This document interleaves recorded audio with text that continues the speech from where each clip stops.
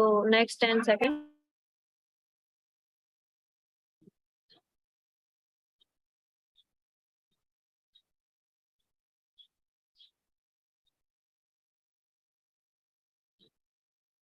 So it's 3, 2, 1. Over to you, sir. We are live to the audience. Good morning, friends, and welcome to Life Pharma Coalition, the weekly elixir of learning and development for the pharma professionals. Just yesterday, we had the International HR Day, that is the Human Resource Day. And who better than people build organization, and human resource management is the best person who can hold these people together, the workforce together in an organization. But attrition is one of the biggest problems every organization is facing. And therefore, a lot of retention strategies have to be devised, have to be envisaged in order to hold people back to the organization. But why do we have such a high attrition? If we have to introspect on that, we have to find out the different generations of workforce. Well, I'm not going by the veterans or the boomers. I'm going by the three broad generations, which was the industrial revolution, then of course the information revolution, and the third is the social or the digital revolution. So let me come to the first one, the industrial revolution. In fact, this was a generation in which our fathers and grandfathers used to work, and it was a generation which basically fought for survival. Why? Because the options and the alternatives were not too many in the market. And whenever a person got a job, he or she ensured that they held on to the job, not because of loyalty, but because of scarcity of opportunities.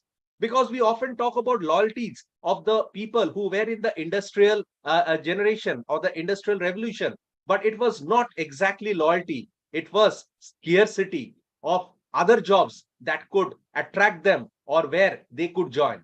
So it was totally a fight for survival, which kept them to their organization. Well, the next generation came, that was the information generation.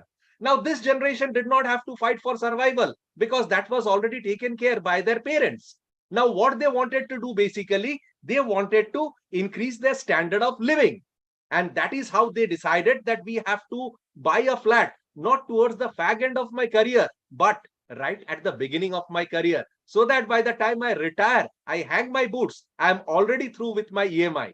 I need to buy a good car, a nice car, not at the end of my career, but right at the beginning, so that I can enjoy it.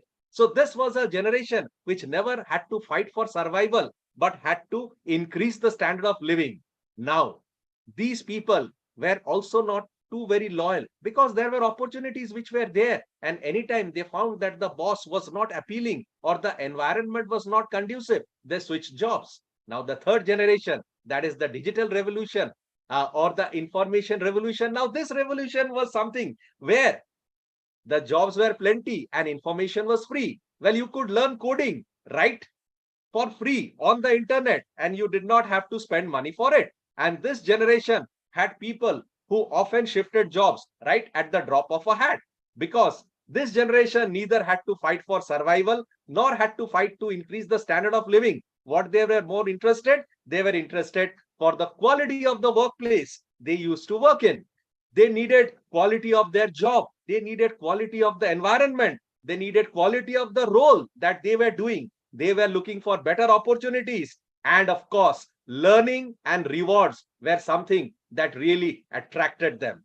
So for the employers, there was a small note that if you are not ready to accommodate this generation by giving them better role, better opportunities, better learnings, then you will definitely grapple to keep this retention of the generation we are having today. So this is one of the things that I felt I need to share, because attrition is a big problem. So in case we are going for retention strategies, especially for today's generation, we need to improve on the roles and responsibilities of the people working. We need to have a better workplace. We need to improve the culture. But most important, we need to have a better way of learning and development so that people are upgraded, upskilled, reskilled, so that they can take up better roles and better opportunities in their career journey. And to tell more about this, we have a wonderful speaker, Meenakshi ji, who will tell about Lord Sri Krishna, because motivation is something we all require.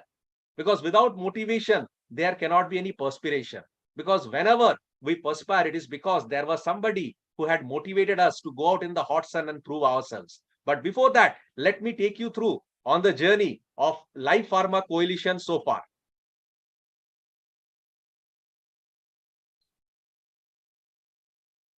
So welcome to Life Pharma Coalition, a global knowledge and networking forum for the pharma professionals. And we meet every week on Sunday at 11 o'clock sharp to discuss on manufacturing, sales and marketing, global packaging, supply chain, HR, L&D, and academics.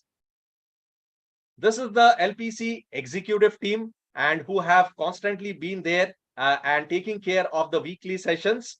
We also have a wonderful mentor and advisor team who give us great strategies, who give us great insights, and most important, their support and blessings so that we continue week after week, enriching our audience with learning and development in the pharma industry.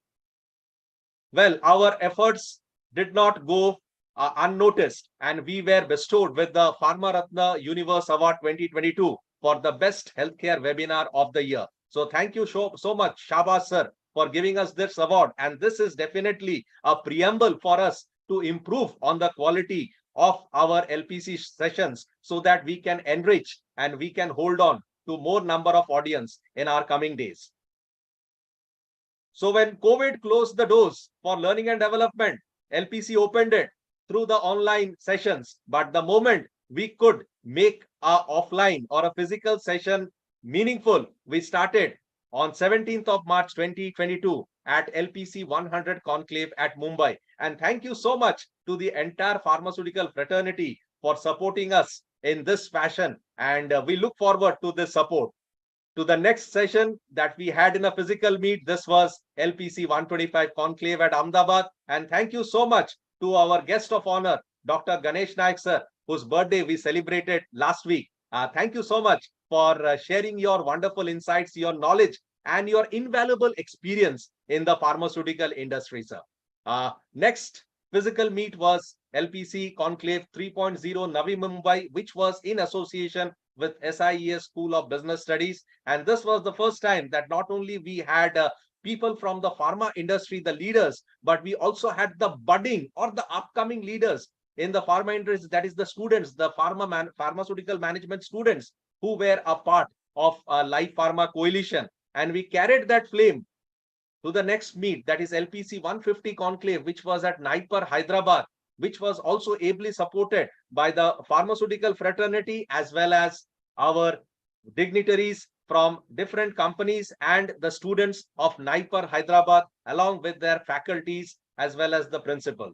So these were the wonderful dignitaries who graced the occasion as far as Life Pharma Coalition is concerned, 150 Conclave. And Meenakshi ji, who was also a part of the session at Naipur, Hyderabad, is also there today to share her experience on that, as well as to share about Lord Krishna, who I believe was the greatest motivator of all times.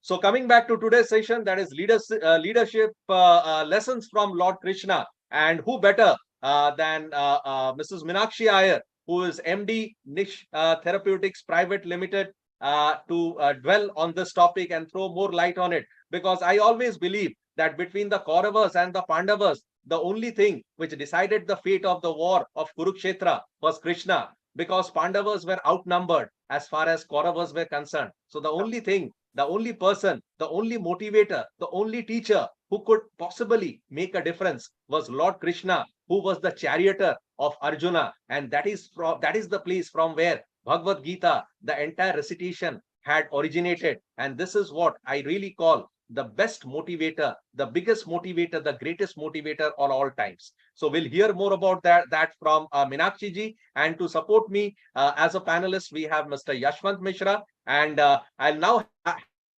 hand over the session to Yashwant Mishra ji so that he can give a brief overview of today's topic as well as introduce our speaker. So it's all over to you, sir. Thank you very much, Arpan. Thank you very much. And welcome all the viewers to Live Pharma Coalition, a global knowledge and networking platform for pharma professionals. Today's episode, LPC 160. We are really proud and humbled to have come so long way to this journey of learning and sharing. And today's episode, as Arpan told, leadership lessons from Lord Krishna. Indian mythology. We are fortunate to be Indian so that we can learn from mythologies like Mahabharata, Ramayana, Bhagavad Gita. So that is what is the richness of uh, Indian culture. And today, to talk about leadership lessons from Lord Krishna, what is leadership, what is management, we have our own core team member, Minakshi Ayer ma'am. She is the managing director in Lish Therapeutics. She is a certified ICF certified leadership coach with a mission to develop many more leadership coach. Not only that, ma'am is driving a all women division and which is dedicated to women health. Ma'am, thank you very much for accepting our invite and to be a part of LPC today again as a speaker. Ma'am, a brief overview. What are you going to talk about? And I request Pankaj sir and Vinay sir also who are also joining as a live. So you can also anytime put on your videos and share your reviews. We welcome all of you. Ma'am, an overview of your session. Meenakshi ma'am. Yeah, namaste to one and all. Thank you so much, LPC, for giving me an opportunity to speak about my most favorite topic. Because according to me, when someone asks what is the preferred leadership style, I will immediately say Krishna's style of leadership. And I always take Mahabharata. It's not only an epic, it is an encyclopedia for everything. Because I take it and practice it as in my lifetime. Whenever I have any problem, my solutions will be from Mahabharata only.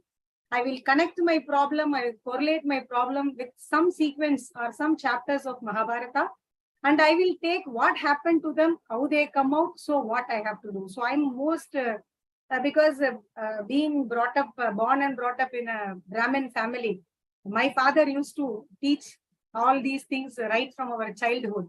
So I am more addicted. I can say like I'm an addiction towards Mahabharata, not much with Ramayana, but only with Mahabharata.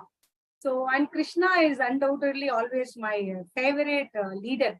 So I'm very, very happy to speak about the favorite topic today. So I have actually made a presentation today with the 3 divisions. Like the first portion, what I will be sharing is like the leadership lessons, what you can take overall from the Mahabharata. So any leader, when I want to come up in life, what are the lessons I can take from the overall Mahabharata? Actually, Mahabharata gives you life lessons. It's not only giving you leadership lesson or management lesson. Those are all part of our life. But Mahabharata as a whole, it gives you the entire life lessons.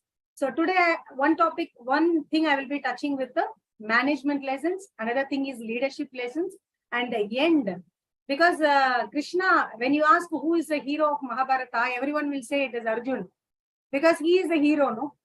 But for any movie to be successful, the director is at the back. Hero is only projected. He has acted according to the director's choice, according to the direction. So when you ask me who is the hero, the director, everything is Lord Krishna. So I'm going to speak some key qualities of Lord Krishna, why he has been taken as the leader's leader. I can say him as leader's leader. So I will take you into the journey. Today, I'm not going to share much of any data, information, nothing. It's going to be a story, because for every quality, there is a story. So this 45 minutes or whatever time LPC is giving me, I will take you to the journey of Mahabharata. Thank you, Vaishnavi. Thank you, ma'am. Thank you very much. The topic is so interesting. Many of our LPC members have already joined. So we would like to thank them for joining early and keep the sharing learnings. I want to share Pankaj ji and Vinay ji is already live with us. Apart from this, Vishwanathan sir has joined. Sudeep Bhaumik has joined. Sanvendra Pawar, Ramarao. Thank you very much, everyone, for joining.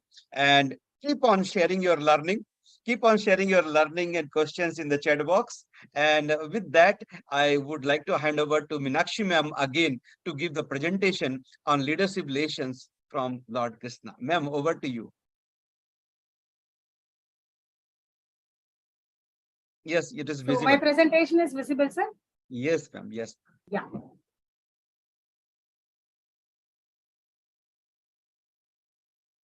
Make it in the presentation. Yeah. Is it visible, sir? Am I audible perfect? Yes, ma'am. Audible and visible. Yeah, very, very happy morning to all the audience who are with us today in YouTube and Facebook. So today my topic is Mahabharata. So the leadership lessons from Mahabharata and the leadership qualities of Lord Krishna. So before I start, there is a slogan in Sanskrit, Ashmat Guru Bhyo Namaha. So Krishna is the Guru for the whole world. We take Krishna, Krishnam Vande Jagat Guru, they say in Sanskrit. So he is taken as the Guru of everything. So let me also just call my Guru before I start this session.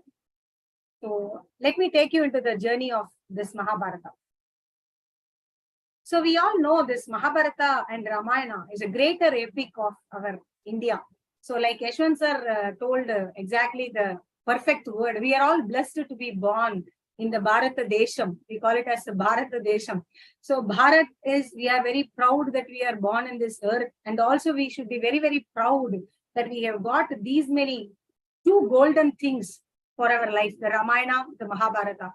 And we have got other things also, like we can say Quran is there, Bible is there, everything is a holy book which gives us a lesson for the life.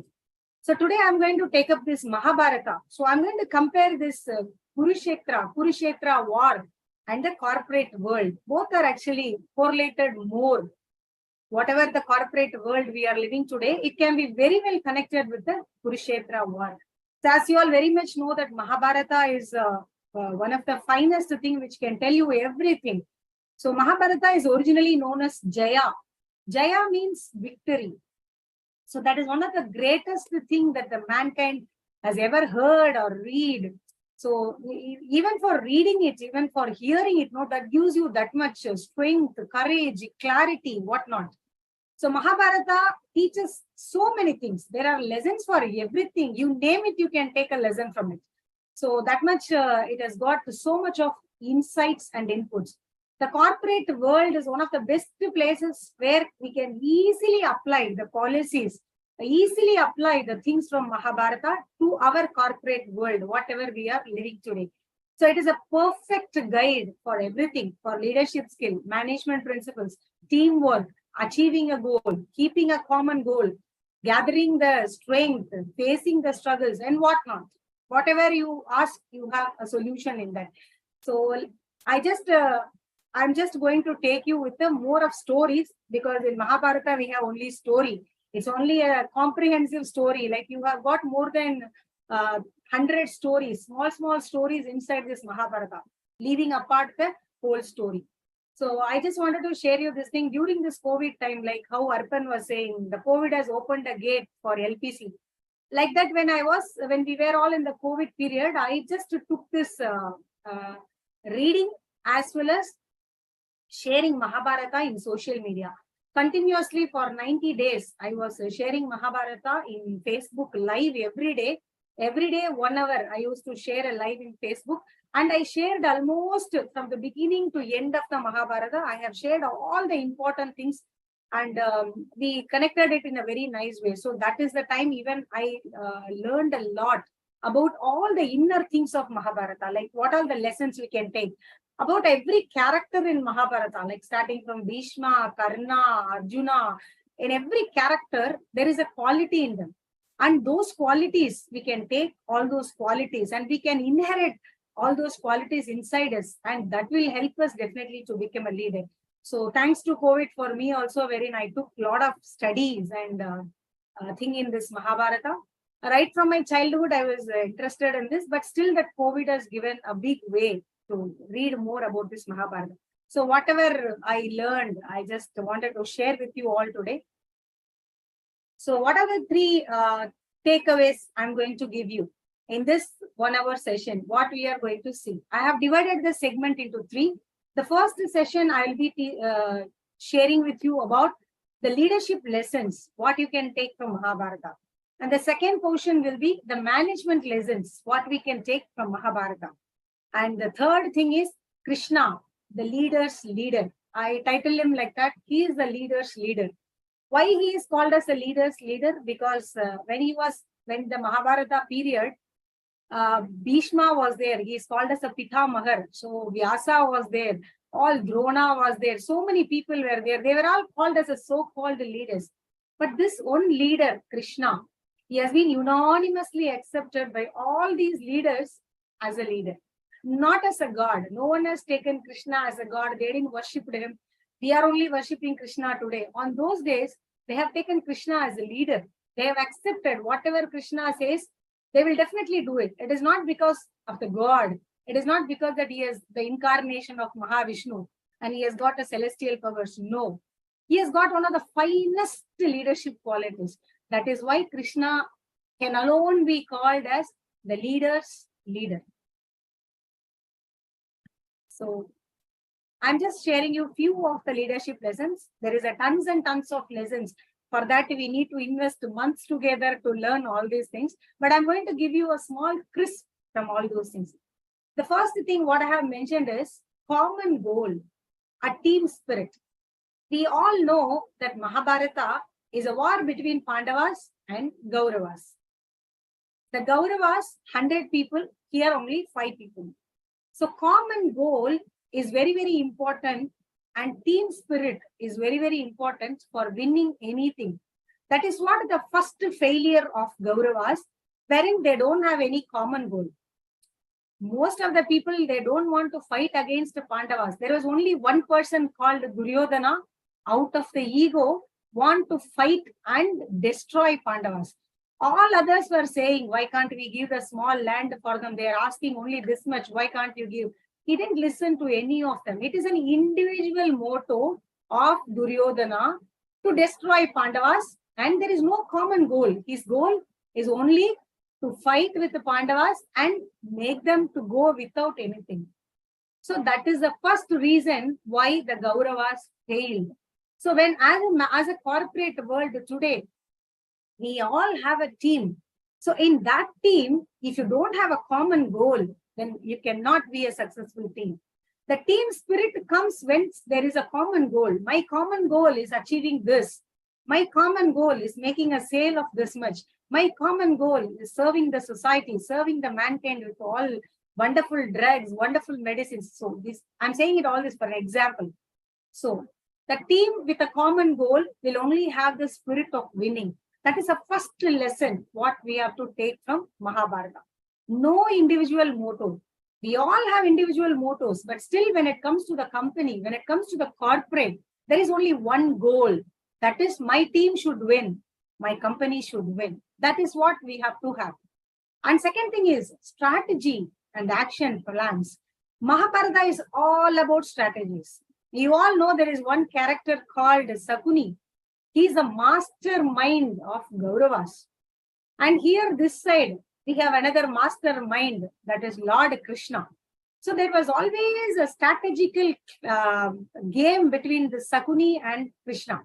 Sakuni will plan one strategy, then again Krishna will find some other strategy to break that particular action of Sakuni. So the whole Mahabharata, if you read, there will be a lot of strategies.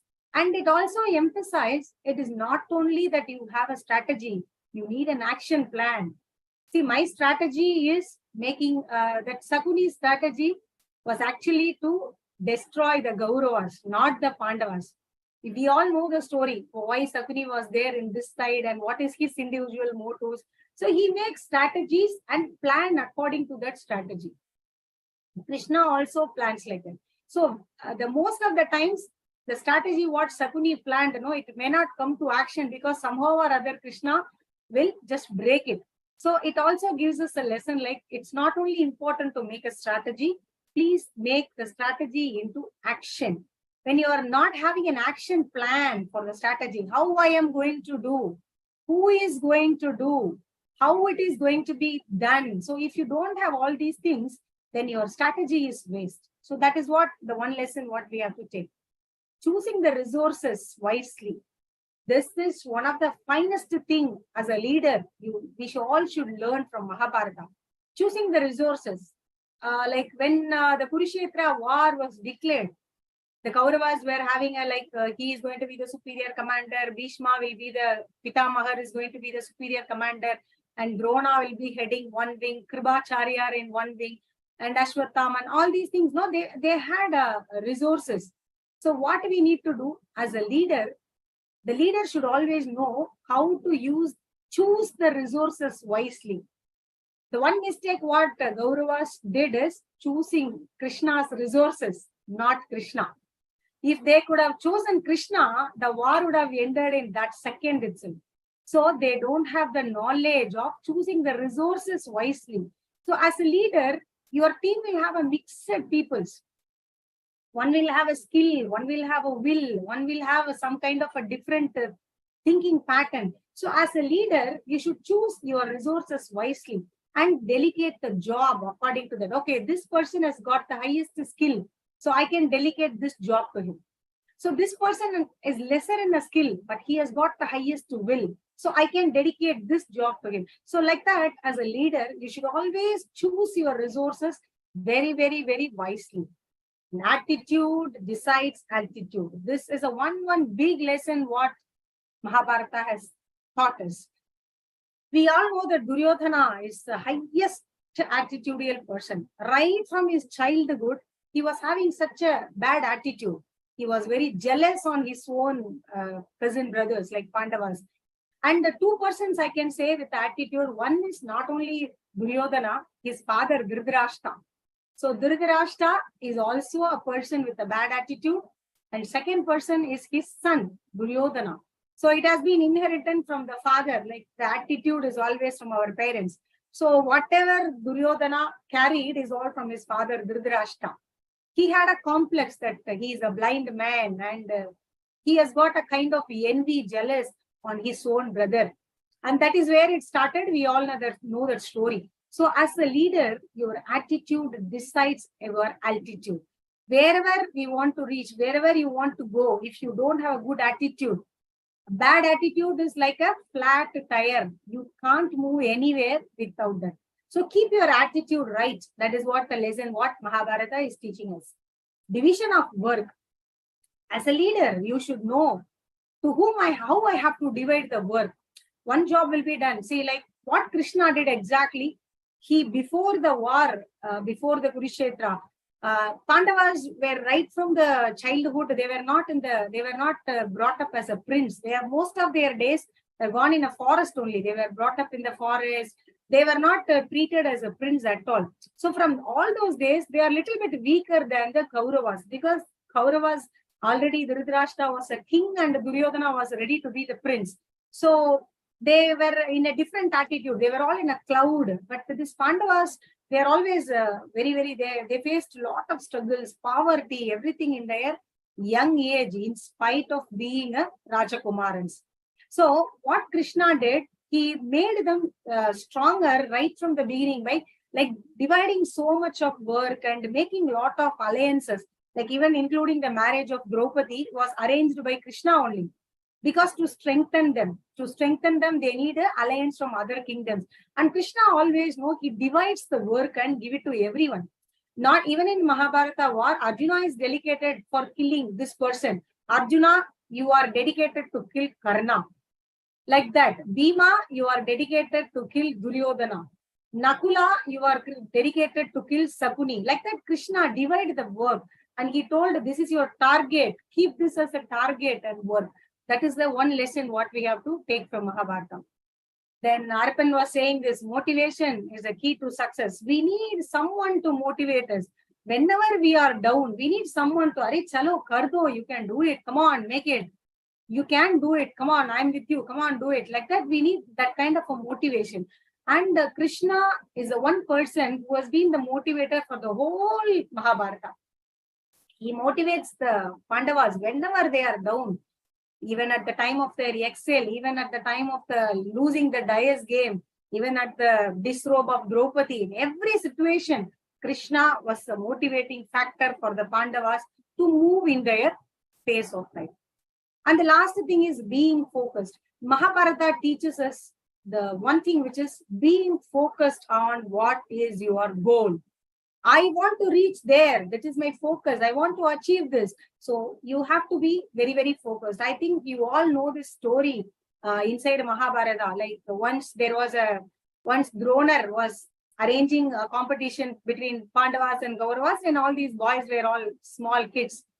That time, everyone, Drona called everyone under a tree and he was asking, I'm going to give you a target today. Just let me know what you see in the tree. And everyone told that there is a tree, branches are there, one bird is there. I think I have to hit the bird. Like this, everyone was giving an answer.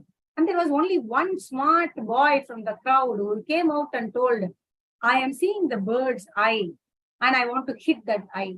So then Drona gave the bow and arrow to him, and Arjuna exactly shot the eyes of the bird. That much focus, laser focus. The same helped Arjuna throughout his journey. Not whatever he learned from the childhood, like focusing on one thing. What is my target? That helped him when he went for this Draupadi Swayamvara. You all have seen this in Mahabharata, like he will be shooting the arrow without seeing on the top, down. Only there will be a water and he has to see the water and hit the fish, golden fish, which is in the top, which is in the ceiling. So this is the one lesson what we learn from Mahabharata is being focused. When you want to hit something, when you want to achieve something, so you need to be laser focused. This is the one lesson what we need to learn from the Mahabharata. So the first topic what I told is a few leadership things, but you have got more since we don't have much of time. I am just sharing only the leadership thing. Yashwant sir, I completed one leadership thing. If you want to ask any questions or anything before I move to the management. A great, ma'am. Please stop this so that Arpan will take a quick view of that. Stop the presentation. It was a great learning, ma'am. We have got a lot of learning, and the way you tell is definitely tremendous. Arpan, over to you. Yes, thank you so much. If you can just stop your screen Presentation, ma'am. sharing. Is it possible? Okay, okay. Yes, You can Arpan, go ahead. sorry. Sorry, Arpan, I couldn't hear it. Arpan, you will be visible in Can the you just insert. stop? Oh, you Okay, want so stop sharing, huh? Yes. is it possible to Yeah, stop the I screen can. sharing? Yes. Thank you. That was a wonderful session. In fact, this was like many stories of the Mahabharata compiled into one session. And one new thing that I learned, that Mahabharata was also known as Jaya.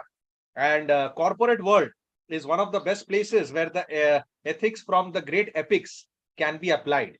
And Mahabharata is a perfect guide for leadership skills, management principles, teamwork, achieving goals, etc. But some of the wonderful leadership lessons that we could learn from Mahabharata, the first and most important thing is the common goal, that is the team spirit. That means the vision of the organization has to be in congruence with the vision of the people working in the organization, which is known as a shared vision. Because if we are having different visions, then probably our goal achievement or reaching the goal will be a difficult proposition. The second is the strategy and the action.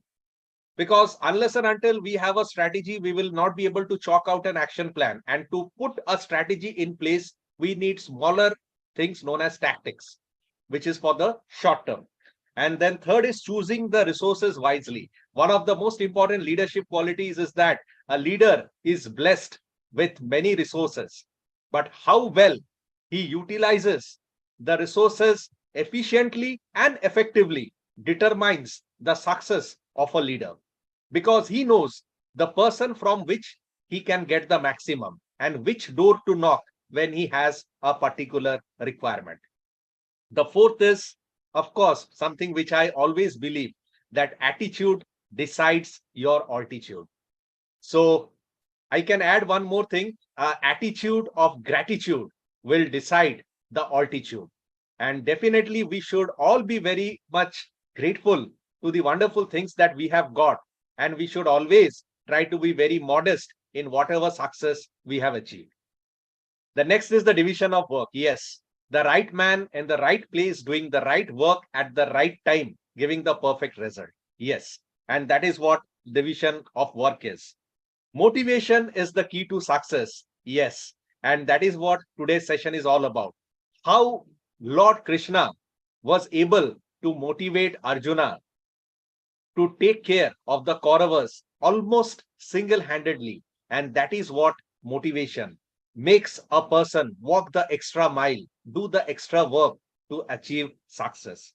And being focused. Yes, two very, very important stories you said on this. The first is, of course, under the able guidance of Dronacharya, when the entire Pandava brothers were in the Gurukul and they were asked to shoot a bird on the tree.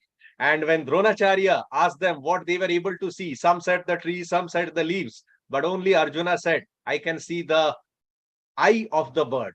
And that is exactly what archery is all about. No wonder Arjuna is also known as Sabyasachi. That means he can use both the hands equally at the same time. And of course, he put this archery into action during the Swamvar, in which he could get Draupadi after hitting the fish's eye, looking at the reflection in the water.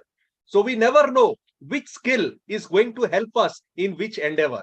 That is the most important thing of upskilling ourselves, because initially we may not be aware why we are upskilling or in what way is the skill going to help us.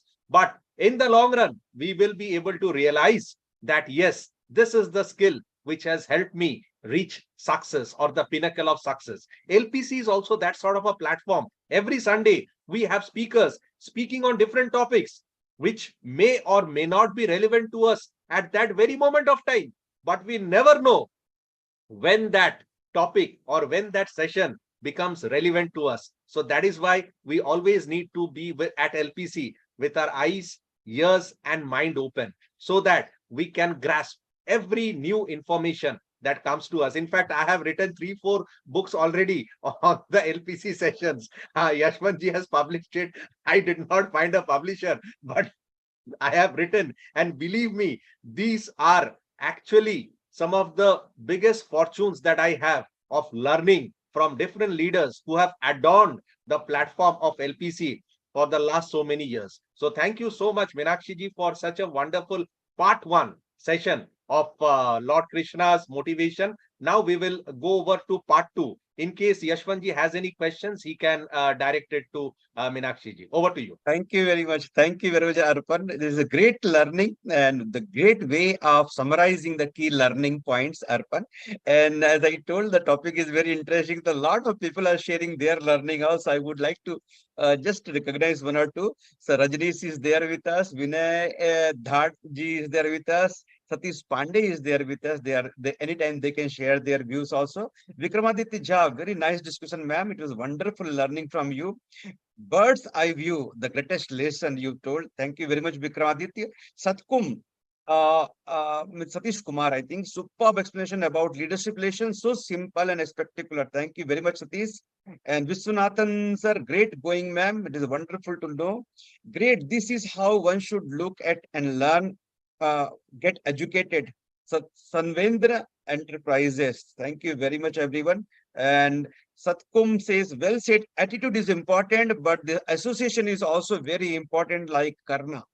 That is a good thing you shared. Thank you very much. So all of you, thank you very much for sharing. Pranav Yadav, great morning, ma'am. It is great learning from you. Sudeep Bhaumik, common goal is first of any team spirit. Thank you, Sudeep. Keep on encouraging. And very nice paraphrase, Arpan. Great going. Thank you very much. So a lot of learnings are going on. Ma'am, now we go to the next part, that is management lesson from Lord Krishna. Yeah, thank you. Thank you to all the viewers who have given your appreciation. Definitely, I will give as much as I can give so that all the leaders gets benefited. So we'll go to the next session. I'll sure, ma'am. Sure. Start sharing my screen.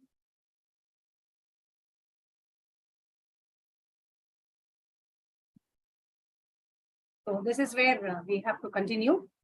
Yes, sir. It's visible. Yeah.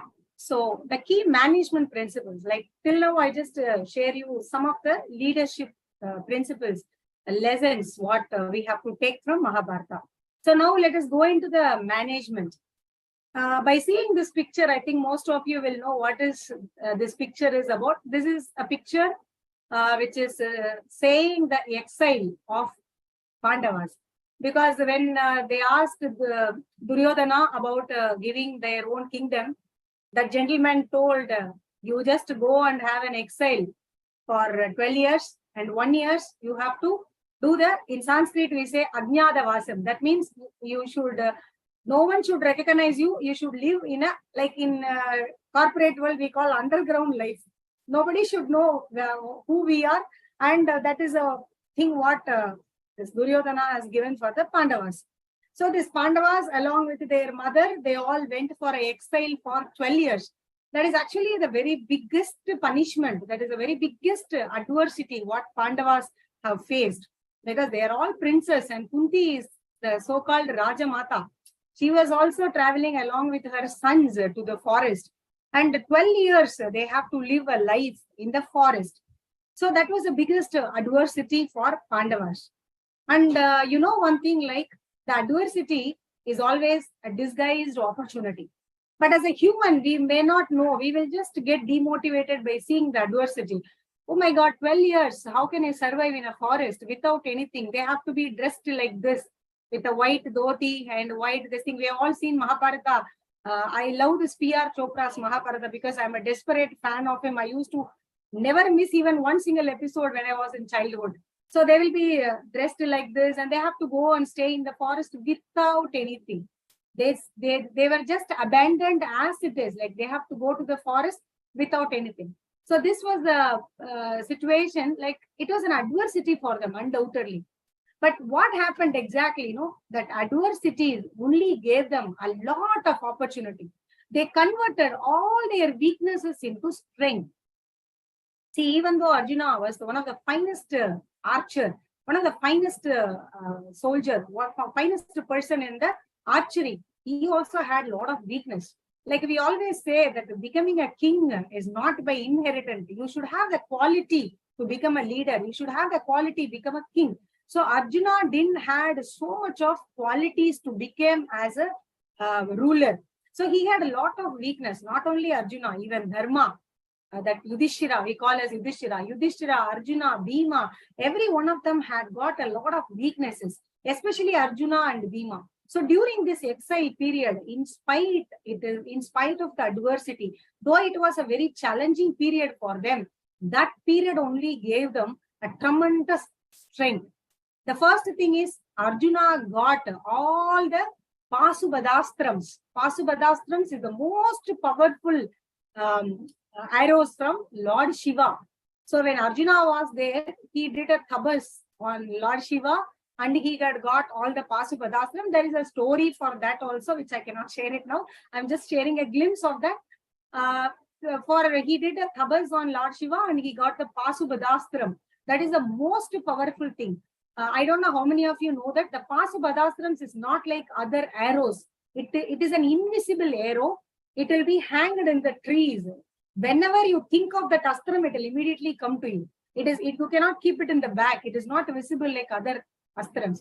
That much powerful Pasubhadastrams. Arjuna gained that only during his adversity, only during the challenging, tough times, what he had in the life. And second thing, Dharma for Yudhishthira. Yudhishthira got a lot of wise lessons by meeting so many, like Yaksha Raja. Many of you would have known about the story of Yaksha Raja with Yudhishthira. He gained a lot of wisdom during this exile period. And Bhima had an opportunity to meet Hanuman in one of the time during the exile only. So he got the blessing of Hanuman and he came to know that he is the son of Hanuman. He is a blessed son of Hanuman. So all those things happened only during the period of exile. So this we need to take it as a lesson. Whenever we get an opportunity, we should think that there is whenever we are getting an adversity, we should think that what is an opportunity I can gain from that. Example, this COVID is again an adversity. LPC is such a big platform which is born only that time of adversity. So now we are all using this opportunity of learning, sharing everything through LPC. So convert all your weaknesses into strength. In the adversity time, take it as an opportunity. The second lesson is commitment is everything. So you all know what is this picture I have given. This is called Chakra Vyuga. You all know Abhimanyu has got stuck up in the Chakra Vyuga and he don't know how to come out. We all know the story. Like when Abhimanyu was was in the womb of his mother, Arjuna was explaining to the child about the Chakra Vyugam, and in between his wife slept. Subhadra slept for a minute. So that boy know how to enter into that, and that boy doesn't know how to come out of that because his mother slept in between listening the story.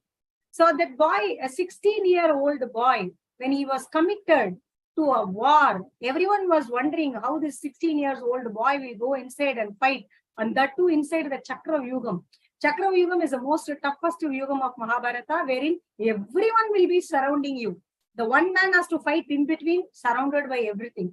So the best man for the job is not the one with the best capabilities or skill set, the one with the greatest commitment. As a leader, you should identify which person in my team is committed more. Don't look for a person who is having the highest skill, highest capability. A person with the highest skill and capability without the will, without the commitment is going to be zero use for the team. So we should learn the commitment. What Abhimanyu had that much commitment. He told his father and Lord Krishna, I will go inside. Krishna knows very well that this boy is going to die when he go inside them. But still, that commitment, whatever, this is my team. My team is fighting. My father is fighting. All my elders are fighting. I need to go and do that. So this boy also knows that he don't know how to come out of the Chakra Vyugam. In spite of that, he went, he fought, and he killed so many lives. Till now in Mahabharata, the Abhimanyu fight, if you watch it, it will give a goosebump to all of us because that boy will be fighting that much. So that is called commitment. So always have a clear, strong commitment. And the right manager for the right job. So this is also one of the management lessons what we have to take from Mahabharata. Krishna is called as the greatest crisis manager the world has ever seen. In every organization, we have a crisis manager. Whenever some alarm buzzes, some panic things happens, they all will run to the manager and say, I don't know what to do. Abhi kya karna hai, mujhe pata nahi, kya karna hai, kya nahi karna hai. So they all will run to the crisis manager. The same happened to Krishna also. Whenever Pandavas do anything, they will have a crisis, they will run to Krishna. And Krishna always believes this principles of right manager for the right job. When you want to do the things done, you need the right person. The right job to a wrong person, no, that will never give a result. So that is the one management principle what we can take from Mahabharata. And the second thing is the low-key strategy. So this is the one thing what we need to learn in a management thing. Low-key is nothing but humble behavior. When I want to do the things done, there are many people we have seen, all big leaders. One low-key strategy, I will say that Ratan Tata. You can never see him with any attitude. Such a big person, such a great legend. He sits in the floor and have the food with the employees. Like that, low-key strategy. Like that, Yudhishthira is one of the person who always had a low-key. And what is the image I have put here is, before the Kurukshetra war started, no, both the parties were standing here and here, Pandavas and Kauravas. Now they are enemies. They are no more, there is no relation, like no grandfather, no big father, no uncle, no brother, nothing. They are now standing in the Kurukshetra as an opponent. They are going to fight against each other. Even in that time also, Yudhishthira came from his Pandava side. He went to the Kaurava side. He took the blessings from Bhishma, Drona, Kripacharya, and everyone standing there, including Sakuni. So he was always in a low-key strategy. So sometimes, like we can take it when you do the analysis of this particular action of Yudhishthira, it is actually good for the Pandavas. Like, I'm going and surrendering myself to my enemy. Like, they are all my enemies as of now. They are only going to kill me. I know that very well. Even Drona can kill me. Anybody can kill me. But still, I am going and getting a blessings to them, asking, please, wishes that I should win. So that much attitude, that is called the low-key strategy. As a leader, as a management person, we always have to have this kind of a low-key strategy. Always know your enemy's weakness. See, everyone is weak in their emotions. Like Pitamagar is a grandfather. When Yudhishthira is going and asking for a blessing, he will definitely bless. Jeete raho. Like that he will say. Means that is going to happen. That is an emotion he triggered. So that is the smartest move what Krishna made Yudhishthira to do that.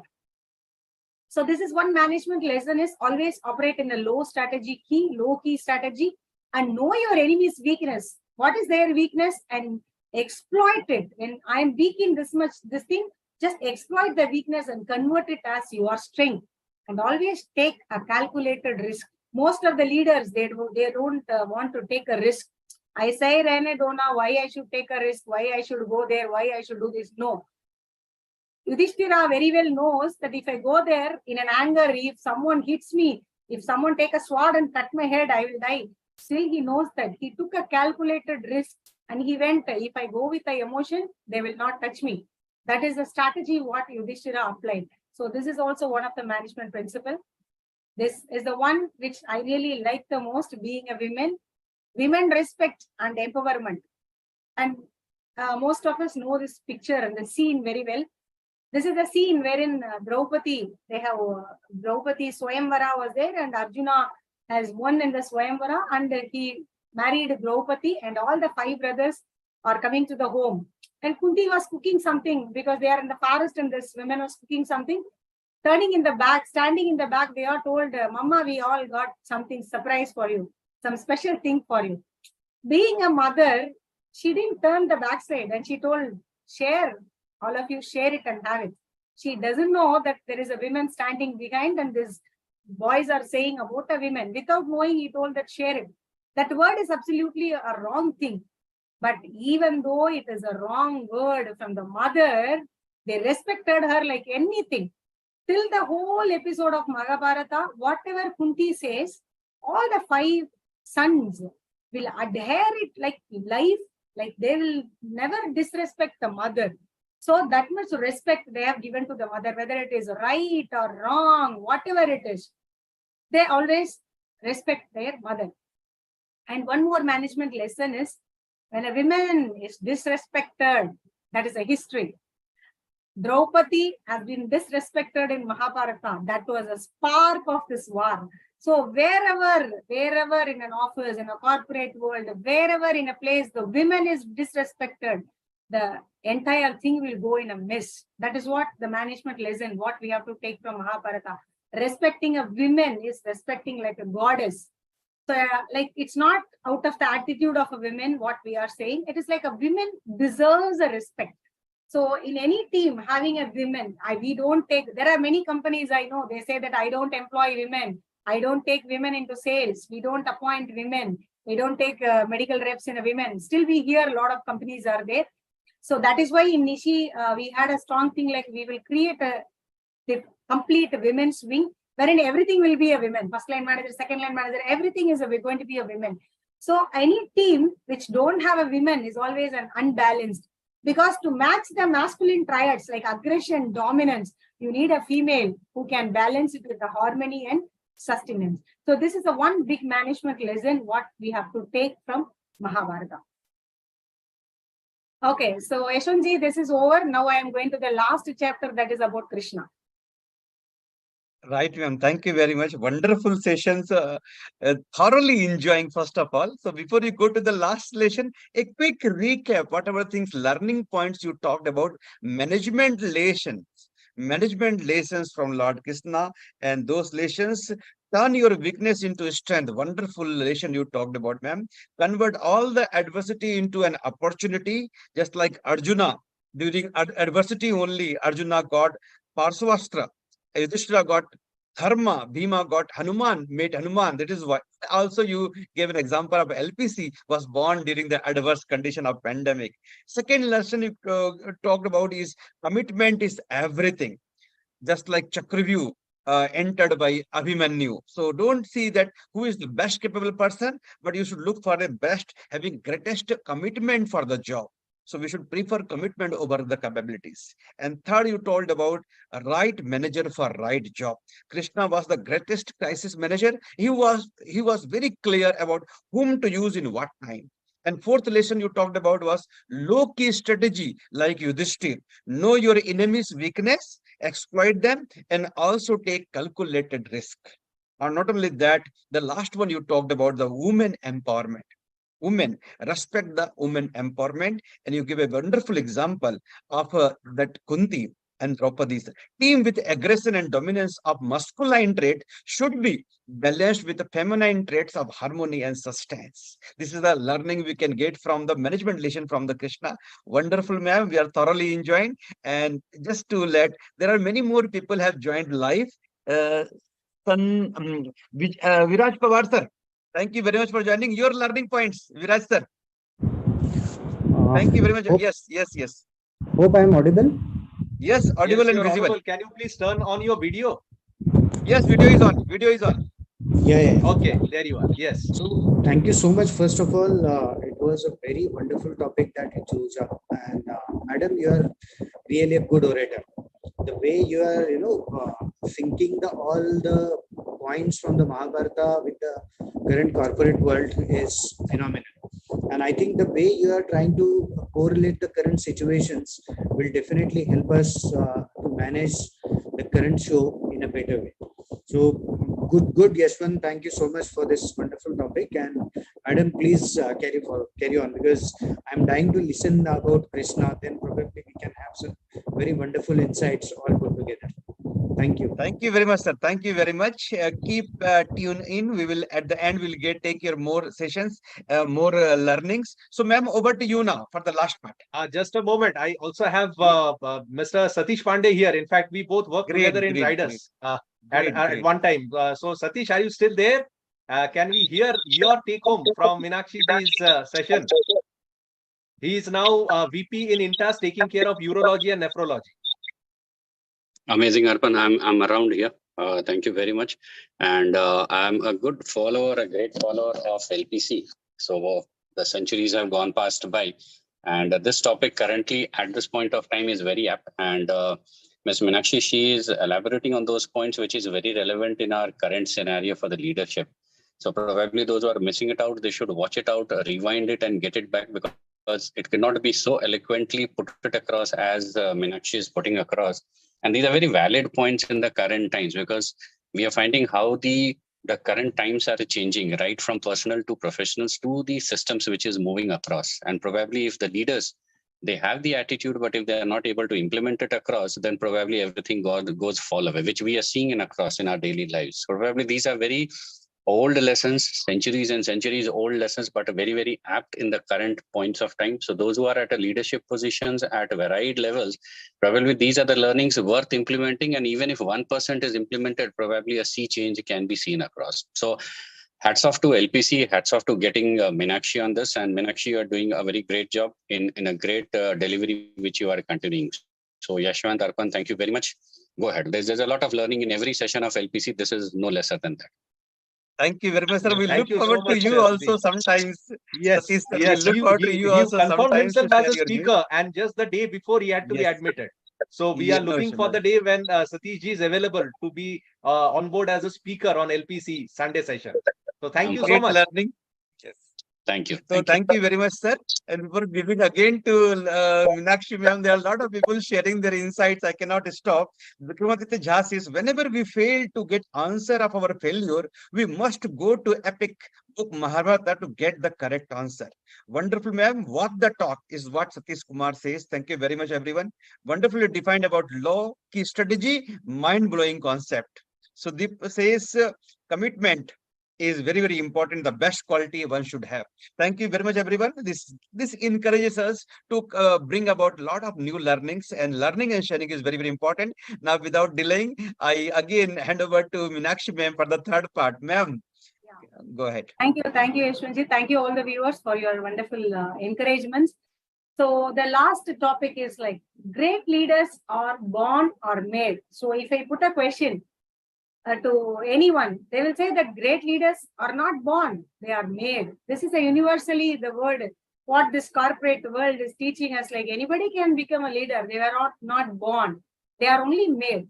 To some extent that may be acceptable, but there are some people there are some unique personalities who are leaders, born leaders. They are not made any leaders, they are born leaders. So we are going to speak about one such leader who is a born leader.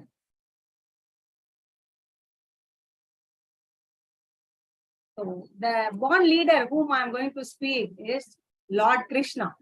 So Lord Krishna is a born leader. So when I say this word, why you are saying, why I have to say that he was a born leader? What is the uniqueness? What is the great qualities that was inbuilt in Krishna right from the birth? You can able to see that I have given some points like about one certain qualities of Lord Krishna. And you know, all these qualities have got a story. We need to substantiate, right? When I am saying Krishna is a charismatic leader, we have got so much of proof because Krishna is adorable kid. We heard from stories like Krishna is not a fair guy. Krishna doesn't have a white skin. Krishna is the darkest. That is why he is called Krishna. Krishna means like in Tamil, Kannan. They call us Kannan. That means black. Krishna is a black boy. He's not a fair skinned guy. But he was a charismatic leader. Everyone, right from his birth, he was an adorable kid. The entire gopis, the entire cowherds, everyone loved Krishna like anything. Even the monster who came to kill Krishna also, they were really so much of, they got appealed on the appearance of Krishna, the naughtiness, the eyes. We didn't see like that, but we heard, no, from that we can able to justify that he is a charismatic leader. That much charisma, whatever he had, no, when anyone looks at Krishna, the smile, the way, everyone will fall in love with Krishna. That is why he got so many lovers because of the charisma. That leader has got so much of women followers and lovers because of the charisma what he had with him. A leader should be, the first quality for a leader is that you should be a charismatic figure, a personality. It doesn't mean that you have to be very slim with a six-pack, with a fair skin, with a nothing like that. Your charisma doesn't define with all those things. You should be an adorable person. People should love to come and speak with you. And Krishna is a protector. We all know that right from his childhood, he was protecting all the people in the Gokula, like right from this Kaliya, the Kali and Ardhana. We know all these stories. He was a protector for the entire thing. Something happens to the village, something happens to Gokulam, Vrindavanam. Krishna is the first person to protect right from the childhood. That is why I'm saying he was a born leader. How come a small kid of 5-6 years can fight and dance with a Kaliya, just like a 10-headed snake? He was the only one person who did that. So that is why we call him as a born leader, and he is a protector. Actually, a leader should be a protector. In spite of all the challenges, in spite of all the threats, whatever I am having, I should protect my team. That is the one inbuilt quality a leader should have. So we can correlate all these qualities. When I want to become a leader, I need to see all these qualities what Krishna was having. He gave the right credit to the deserving one. There is a story for this particular quality. And we all know this, that Govardhana, that mountain, the village people were doing puja for Indra, Lord Indra, for so many years for getting rain and prosperity. Krishna, as a small boy, he went and told to his father, this year you don't do puja for Indra, do it for the Govardhana hill. That is only protecting us, that is only giving grasses, that is only feeding us, that is only feeding our entire cows. So why can't we do puja for the Govardhana hill? And that went and poked the ego of Indra, and he gave such a heavy storms and rain. And Krishna was lifting the mountain with a single finger. That is what the story we all heard. That means the actual credit should go to the hill, to the Govardhana Giri, not to the Indra. And he did it with a two purpose. One. The purpose number one is the right credit has to go to the right person, whomever it may be. For a mountain, why should we give a credit? We are giving to Indra. So that was the argument of the people. But he said the credit should go to Govardhana Giri only because that is only protecting us.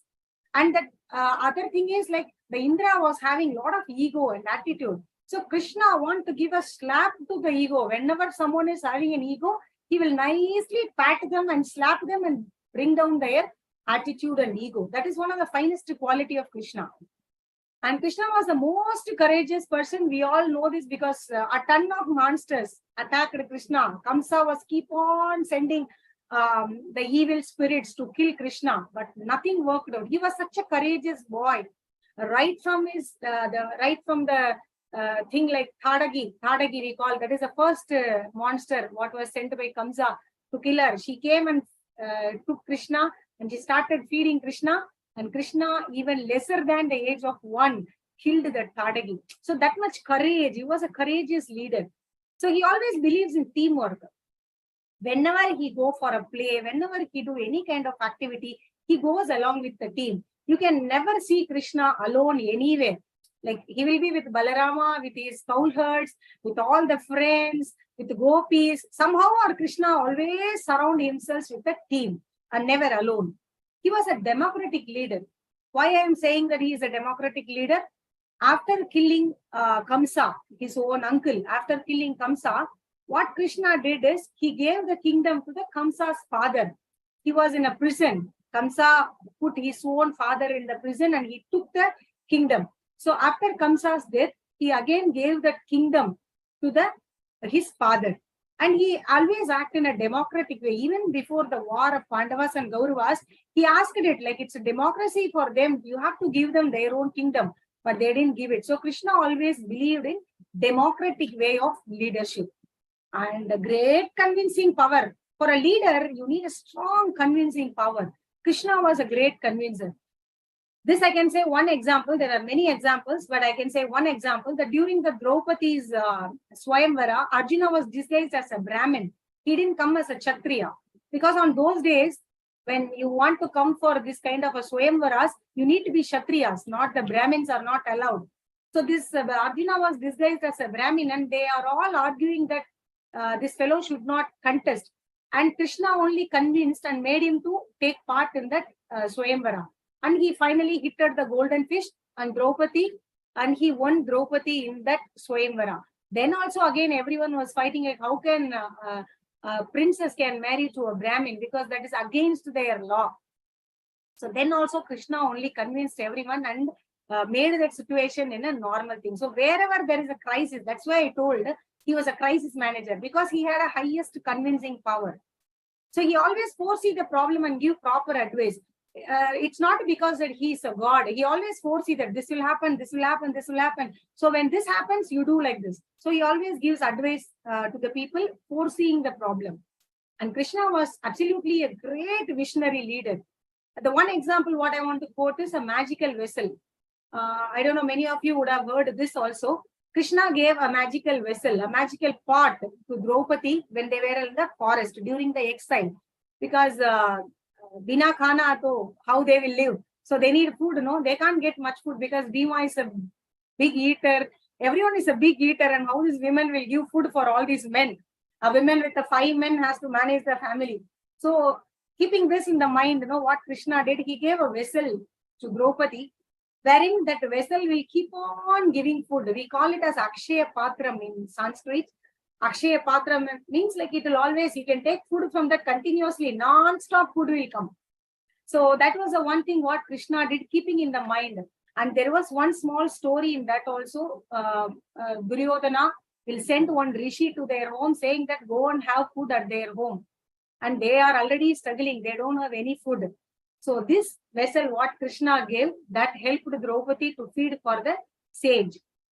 So he is always a visionary leader. And Krishna was the world's first coach and the mentor. The world's first best coach and the mentor is always Krishna. Because he gave such a kind of a coaching, mentoring and everything to Arjuna. Even before the war, there started the Bhagavad Gita. So he was the best mentor and the best coach. The supporter, the guide, the friend, everything, relative and everything. And he is a wonderful planner and strategist. He is such a situational brilliant. Krishna is extreme brilliant.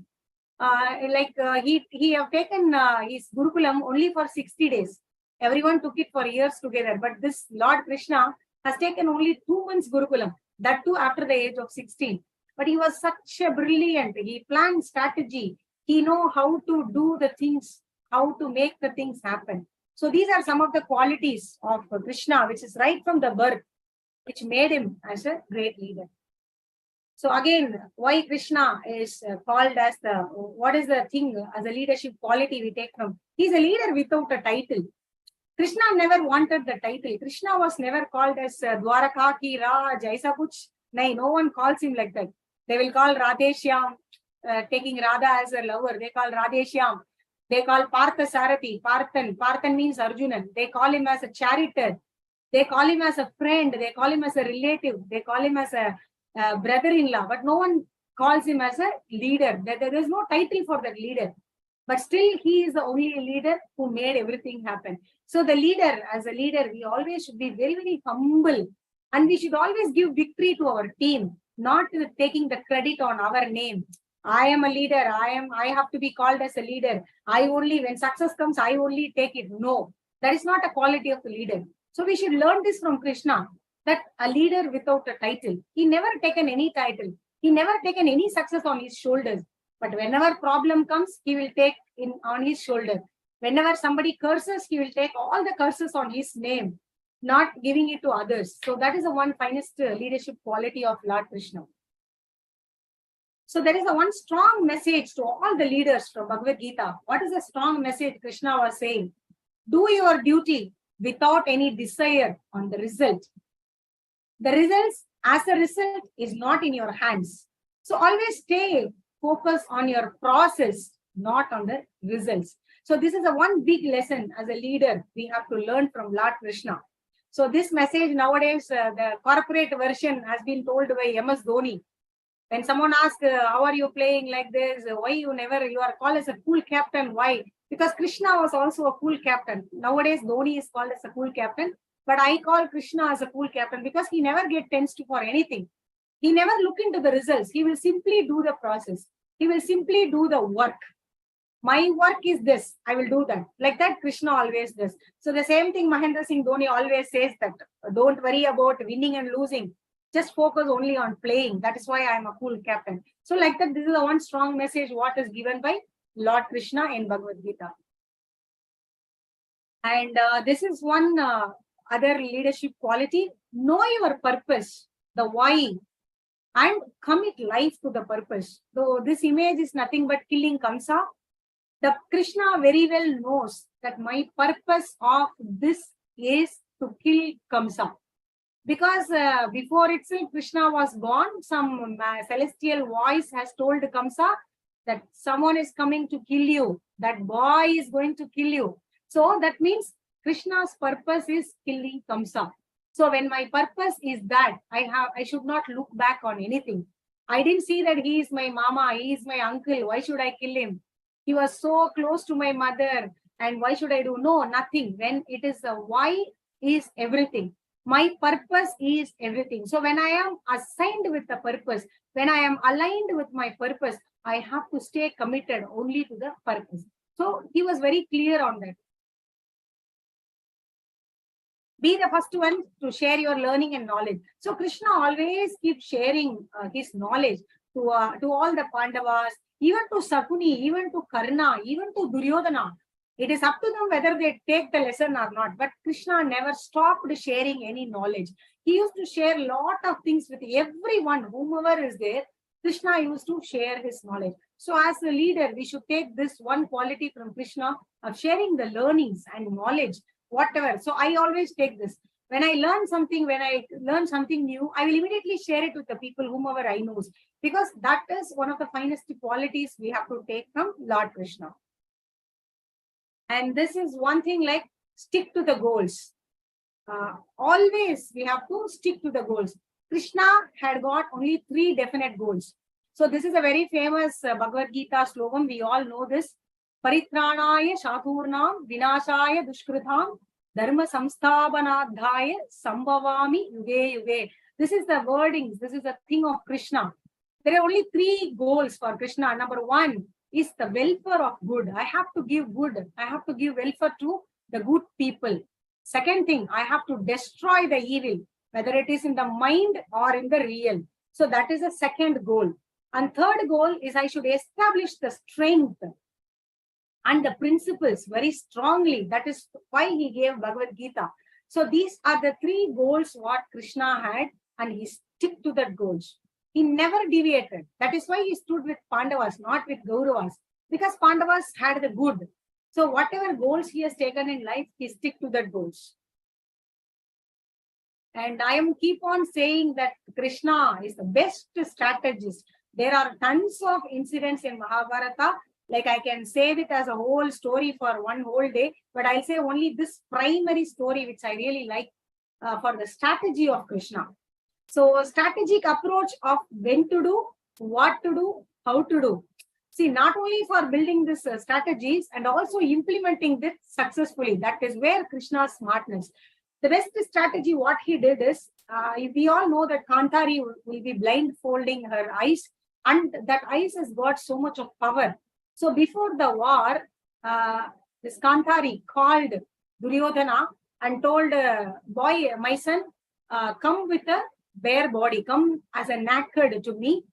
I will open my eyes and that power will go to your body, and your body will become like a rock, like a diamond. Nobody can hit you, because they all fear for one person. Duryodhana always fears for only one person in the world, that is Bhima, right from his childhood, because Bhima is very powerful with his Gatha.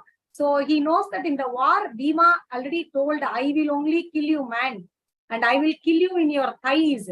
So that is what a challenge Bhima had taken. During the disrobed of Draupadi, Bhima has taken a challenge there. Duryodhana, you will be killed by me. I will kill you, I will hit you in your thighs, and I will drink your blood. That was the resolution what he has taken during the disrobe. So this guy knows that Bhima will definitely kill me. So he was planning to go to his mother as naked, as she told. Krishna, he did a best strategy. Krishna knows this very well. Once Gandhari opened the eyes and that power has gone to Duryodhana, he cannot be killed. So what strategy Krishna did? Krishna told Duryodhana, what is this you are doing? Your mother is saying, you are not a child, no. You are a grown up, you are like 30, 35 years, man. How can you go naked in front of your mother, even though it's your mother? Will you not feel shy on that? Just at least cover your private parts with a leaf or something and go till your thigh. Cover something till your thigh and go. That is very good. Like that he told. So this poor Duryodhana believed the words of Krishna, and he just covered his private parts along with the thigh, and he went to Gandhari and she opened the eyes, and the power has gone to the whole body except that portion. And during the war, Bhima, what he told, he did it. So this is the one best example for the strategy. Krishna always plan it, execute it. So he doesn't know like Duryodhana will accept it or not, but he told Duryodhana in a way that he will accept. That is a great strategist. I want my strategy to get implemented and I will somehow make it happen. That is one of the best qualities of Krishna as a leader. He is the greatest manager in the world. We are today speaking about managers. First line manager, second line manager, zonal manager, national manager. If there is any manager above all these managers, that has to be taken as Krishna only. Why I am saying this? The best control and direction for an army of 1.53 million soldiers. Just imagine, no, only 5 people are here, and these are all poor boys without having anything, no power, nothing. Only 5 boys are there with Krishna, and they had only 1.53 million soldiers. And Kauravas, that side, it is 100 people, and they had more than 2.75 million soldiers. So how dare Krishna to manage and control such a team and make them to win? That is the skill of Krishna. There stands the skill of a manager. Today my team may not have that power. Today I have a very small team. Today my team is not having that much skill, but still I will make them to win. That is a real manager. That is the role of a real manager, real leader. So in that way, Krishna was like that. So he managed, he directed, he controlled. And one thing to be addressed here is the team entirely listened only to the directions of Krishna. The team is entirely controlled by Krishna. When he says go front, they will go. When you say come back, they will come back. When Krishna says bend your head, Arjuna will bend it. When Krishna says get down from the chariot, he will get down. That much confidence and trust he built inside the team so that the team doesn't ask any questions. He is the greatest manager. And teaching and motivating others, this always he does that. He's a catalyst of energizing actions into others. We all will agree that Krishna, being an incarnation of Lord Mahavishnu, if he thought for a second to end up this war, like this, he can end it up within a second. But he didn't do that. He didn't use his power. He brought out the power of the team with the existing resources. He made them to win. Not it is like every manager should take this lesson. I can do it, but if I do that, that's not going to energize my team. That's not going to bring my team energy out. So we have to take this from Krishna, like energizing. You be a catalyst. As a manager, you should be a catalyst. You have to bring success to your team. Make your team to success. Your team success is your success. The credit has to go to the team always. So that is how Krishna did that. So he won the battle with an ordinary people, but with an extraordinary managerial skills. So that is what we also need. I may have an ordinary people today. My team is not that much extraordinary. But if I am an extraordinary manager with an extraordinary managerial skills, I can definitely make my team to win in the battle or to make success. So he is a tactful communicator and a best negotiator. This is again one scene where he was negotiating not to have the war. He is your brother. Why can't you give them a small space? This, that. Actually, he wanted the war. But he went as a negotiator saying that we don't want a war. So he is an excellent communicator. He is the best negotiator. So that is the one thing, one quality of Krishna. And the other thing is he is a down-to-earth person.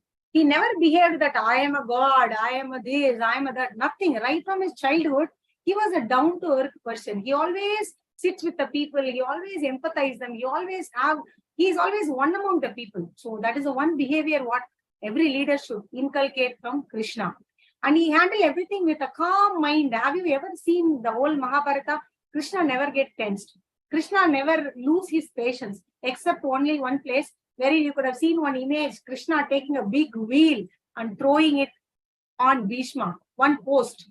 Everyone would have noticed that. Only that phase Krishna got tensed to kill Bhishma. But he will not do that. Arjuna will come and prevent him. So Krishna normally never ever gets tensed. He will always work with a calm, cool mind and always with a smile. And again, I will say this, choosing the right resource. This is the beginning of the story, wherein like Duryodhana and Arjuna both will go to Krishna's place and Krishna will be sleeping. Actually, he will not be sleeping. He will be pretending to sleep. And Duryodhana, you can see in the picture, he always sits with attitude because he is a king, no? So he sits in the head. And Arjuna, he will just sit near the palm of Lord Krishna and he will be doing all these massages to Krishna's feet. And he will be praying Lord Krishna. The moment he wakes up, Krishna will ask, I will definitely support either one of you. But I will tell you one thing, I will come or my resources will come. You want me or my resources? You want the leader or the leader resources? And this fool, Duryodhana, he will think that what is this? I'm going to have Krishna alone and this fellow is not also going to fight. Why should I have this fellow? I will take his resources. Because Krishna clearly told, I will not fight. I will be with you, I will not fight. Or I will give my resources to you. Tell me what you want. And this fellow has chosen the resources. And Arjuna has chosen Krishna, I don't want anything. I don't want you to fight. Please be with me and guide me to win the battle. So that is the one reason why Arjuna really won the war. So as a leader, you should always have the choosing the right resources, choice between the leader and his resources. This is the one example what Krishna is proved. Duryodhana had a lot of resources, but he don't have a proper leader. That's why he failed. And Arjuna didn't have much resources, very, very limited resources. But still he won the war because he had a finest, greatest leader. So let us all take this Krishna thing and let us all become that kind of a leader who will give us success to the team. He is a great motivationalist, always. And I'm coming to the end of my session. This is the last slide. And I want to end this with a story. For this 1 hour, I was sharing a lot of stories. This is a very small story to end up my whole session. As you see in this image, it is a conversation between Karna and Lord Krishna. This is a one thing what we all should take in our mind as a leader. When I want to become a leader, I should have certain qualities. I should have certain attitudes. That is what this discussion between Krishna and Karna will let us know. One day, Karna and Krishna, they met together. Karna always have a good respect on Krishna, even though he was on the enemy side. He knows that he is a god. So one day Karna met Krishna, and Karna was asking, Krishna, I know that you are a god. See, why this life is so unfair? Some people are very good. Life is very fair to some people, and it is very unfair to people like me. Why the life is like this? He started saying, like when I was born, my mother abandoned me in a river, and I was brought up by a charioteer. I was grown as a charioteer's son. And when I seek the Drona for giving me education, he said, no, I will not teach other than prince. I will not teach. I will teach only for Kshatriyas, not for a charioteer's son. And I went to Parashurama for learning, and he taught me everything. And the moment he knows that I have cheated him, he gave me a curse saying that you will forget everything. And I don't have anyone. So I came, and Duryodhana is the only person who gave me a life as a friend. Why the life is so much unfair on me? So much of troubles I faced in the life. Why the life is like this? And as usual, Krishna smiled at Karna and said, Karna, at least your life is better than my life. I was born in a jail. The moment I born, I was taken from my parents. I didn't see even my mother's face. I didn't even see Vasudevar and Devaki's face. I didn't see. They took me, and it was heavily raining. I was shifted from one city to another city, and I didn't hear any sound. At least you could have you could have heard the sound of a sword and this, that, arrows, nothing. For me, it is only the cowherds. I heard only the sound of a cow. I was between only the gopikas, only the cowherds. I didn't hear even any sound. And you are at least gifted. You had an education with Parashuramar. And for me, till 16 years, they didn't send me to the education. Only 2 months they sent me to Sandini Rishi for getting my education. And after that, at least you are gifted. You got a good friend. You married to the girl whom I like. I loved Radha, but I didn't get married with Radha. Somehow I don't like so many people, but I married all of them because of the commitment what I had on them. So I have been the worst person who was faced. I didn't know anything. People, even though in spite I have so much of things, till now people treat me as only as a cowherd. They are always taking me only as a cowherd. So these much struggles I have also taken. See, now also I am standing and fighting for Pandavas. Do you think I will get something benefit in this? If they win, they will become the king and they get the kingdom. What is the use for me? Again, after the end, they will curse me only. Krishna is the reason for everything. He only killed all my sons. That is what happened at the end of the Mahabharata.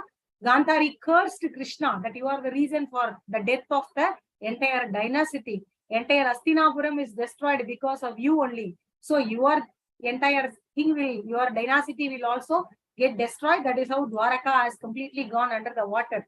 So this was the discussion between Krishna and Karna. And finally, Krishna told Karna, never blame. Life is unfair. Never give reasons for your failures. Never blame others. They only did that. They only did that. So life is unfair to every one of you. But it is how you respond it, how you take it, how you respond to the unfairness. That is how life goes. If you keep on blaming, if you keep on comparing your life, if you really compare your life with others' life, you may have a good life better than compared with others. That is how he told. This is the one lesson what we all have to take. Life is not unfair. Life is fair only. Even though it is unfair, like Arpan told, attitude of gratitude. Just have that attitude of gratitude. Whatever we are blessed with today, we are blessed with that. And never blame life, never complain life, never keep on blaming others for your failures. This is the one lesson what Krishna taught Karna. So let us all take all these lessons from Lord Krishna and from Mahabharata, and let us inculcate at least few qualities from this and make ourselves as a great leader. So thank you all for listening to this topic. And I think I justified to the topic. Thank you so much once again to Team LPC. Over to Yashwant. Thank you very Yeah, much, ma'am. thank you. Thank you very much. Wonderful learning, thoroughly enjoyed. So over to Arpan for a brief take home. Then we'll take sessions, take opinion from many more people who have joined. Dr. P.K. Rajput sir has joined. Kandaswamy sir has joined. Thank you very much, sir. Viraj Pawar is there. Isis Verma sir is there. Vinay Dhad sir is there. Thank you very much, everyone. You can put on your videos. Over to Arpan for a brief take home. Then we'll take share from everyone. Arpan. Yes, absolutely. Thank you. Yes, this the third part of the session was equally interesting, if not more. And the first line that she started was that great leaders are born or made. Well, according to me, great leaders are born and their organization make them. So that's basically what I believe. That is why at Zydus we say that we build men to build our business, and that is how leaders are born, but they are made by organizations. That's the hand holding, that's the support that they get from organizations. And as you said that Lord Krishna was a born leader, absolutely a charismatic leader. He was a protector. He believed in teamwork, and he was a very, very democratic leader. He had great convincing power. He was a visionary. He was perhaps the world's first coach and mentor. He was a great planner and strategist, and never left his followers at any cost. Uh, Krishna said that do your duty without any desire on the result. And as you correctly said, that MS Dhoni was so successful because he never allowed tension to come on his face. Everybody faces tension. It is said that डर सभी को लगता है, गला भी सभी का सूखता है, पर डर के आगे जीत है. But then we cannot allow this tension to come on our face, because as it is said that efforts are in our hands, but results aren't. So we have to focus on the efforts. Results will automatically follow. But if we have our results in mind, then perhaps we are going to forego our efforts, and that is going to be very bad as far as our commitment is concerned. Now, focus only on the progress, not on the results, and be the first one to share your learning and knowledge for the team. Yes, because that is the only way we can take the team forward, by enhancing their learning and development. Krishna had some goals in life, like welfare of the good and destroyer of the evil. He was a tactful communicator and, of course, the best negotiator. Like you said, that Krishna said that I'm not going to fight in the Mahabharata because both were very close to him, the Kauravas and the Pandavas. Well, the Kauravas, Duryodhana chose the resources, and Krishna said that I don't want you to fight. I just want you to stay beside me. And that's exactly how you manage your resources in the best possible way. And then the most important thing that wins the maximum number of hearts is a smile on the face. So always try to have a smile and exercise calmness, something we always relate to MS Dhoni, and choosing the right resources.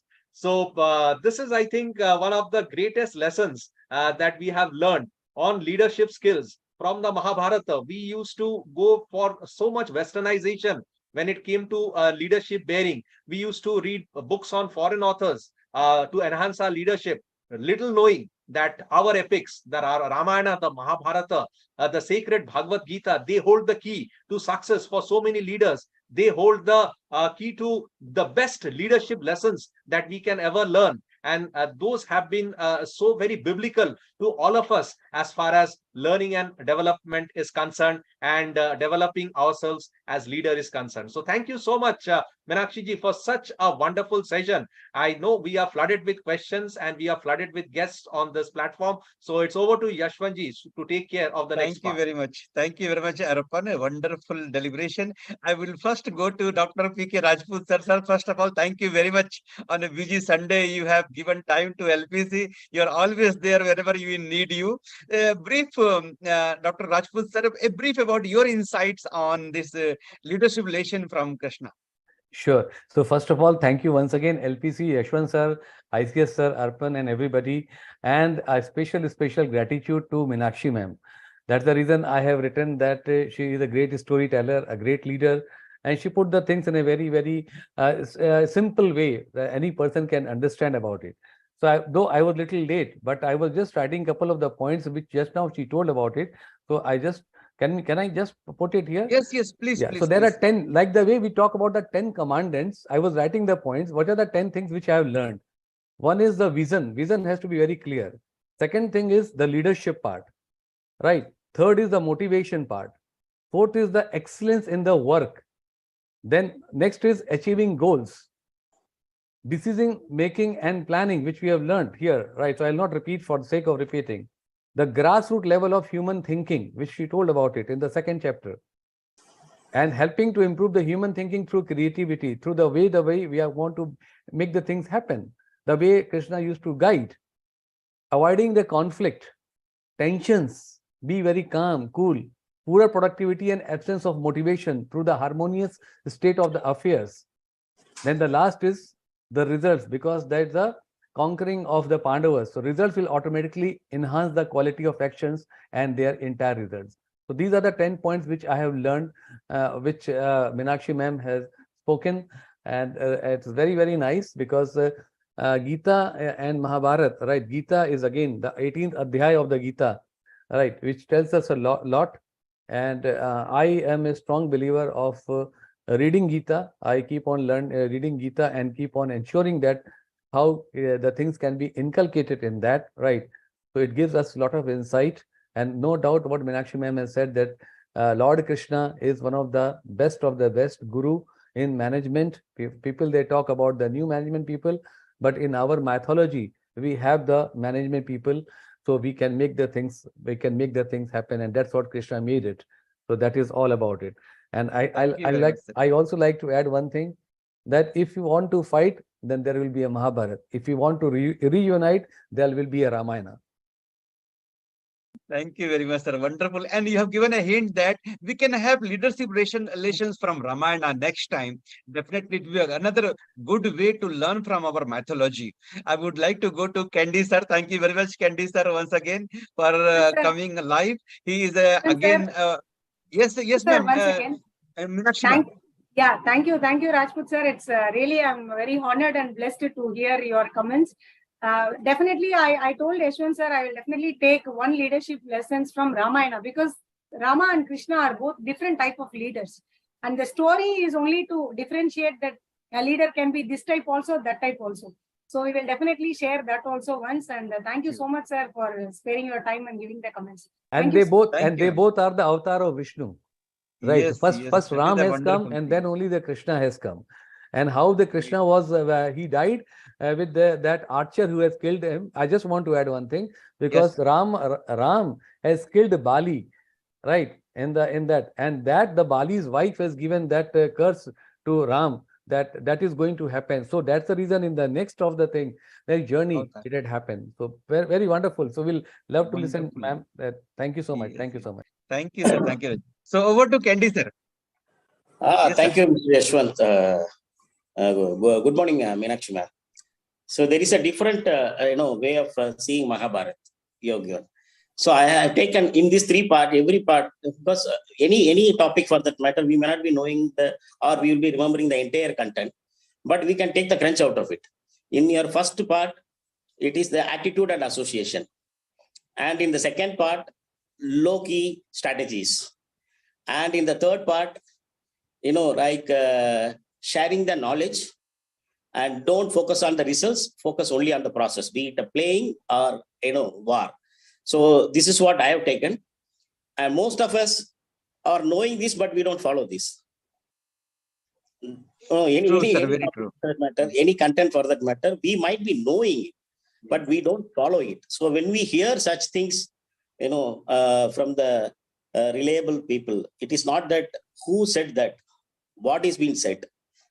So we have taken that. I think it is very useful topic, and I would like to hear from you with correlation with Ramayana also. Yes. So Thank I'm you very eagerly much, sir. A waiting. wonderful point. One important point you told in today's pharmaceutical all across, all the managers during review meeting, they are reviewing numbers, they are reviewing secondary sale, they are reviewing primary sale. No is reviewing the process of Process. call average, coverage, activities. That is what is the need for the pharmaceutical today. And we should follow this. We should learn from the methodology And of one more how to highlighting point is sharing the knowledge is the best quality of the leader, which LPC is always doing it. In fact, I have mentioned it in my comment also. Sharing the knowledge, definitely, every week, if you see, there is a different topic. We get minimum 1 or 2 points from every topic. So thanks to LPC for arranging such, program. Thank you, sir. So And we another don't bonus feel like, point. spending 1 hour. It is definitely a useful 1 hour. Yes. Thank you very much for encouraging, sir. And the best part is I and Arpan get richer and richer every week because we do the synopsis and summarization. We make notes and that become our book. So we become richer and richer every week. That is a good part from the LPC we are getting. So over to ICS Verma, sir. Sir, thank you very much for joining. A brief overview of your insight. ICS, sir. Yeah, first of all, my gratitude to Meenakshi ji, because it was very, very short notice. Yesterday I just called because Balaji sir was supposed to be as a speaker, but somehow, he could not able to make today. And see, that's what Rajput sir was, or Candy sir was saying is, what you learned is something and what you practice makes a lot of difference. And she didn't take it, as a, she could have rejected by saying that, why you are approaching me last minute, matlab aapko koi nahi mila to isliye mujhe, we all have that kind of, egos, but that's what she practices, those lessons from the Gita, and definitely, she immediately said, sir, I will come and you tell me the topic, and we will definitely, I'll come up with. And I know that she's very good at Ramayana and Mahabharata. And I said that the best topic for you is this, ma'am, and you take one of these topics. And she only took maybe 1 hour, 2 hours, and then she came immediately with this presentation.